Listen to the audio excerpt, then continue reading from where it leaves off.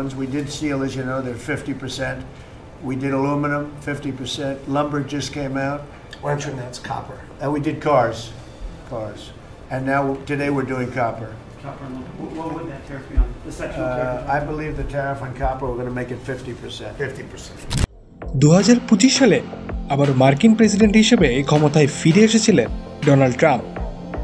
আর ফিরে এসেই তিনি শুরু করেন একের পর এক সাহসী অর্থনৈতিক সিদ্ধান্ত, যার লক্ষ্য আমেরিকার ফার্স্ট নীতিকে বাস্তবায়ন করা এবং বিশ্ব বাণিজ্যে আমেরিকার অবস্থানকে আরও শক্তিশালী করে তোলা।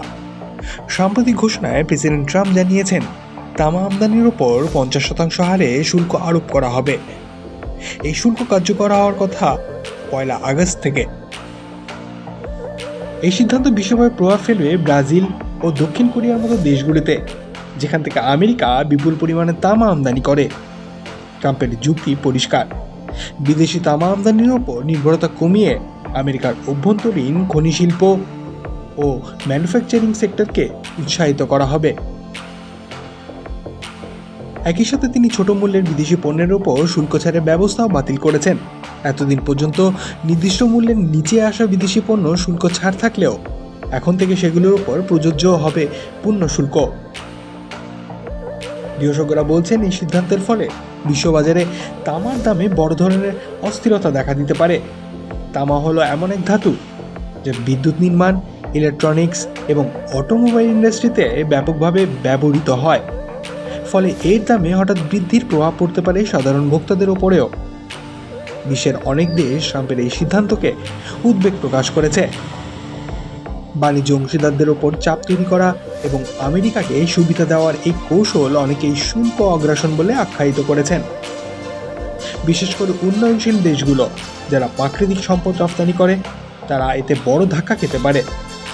ব্রাজিলের মতো দেশ, যেখানে তামা রপ্তানি একটি বড় আয় উৎস, এই শুল্কের ফলে তাদের রপ্তানি মার খেতে পারে।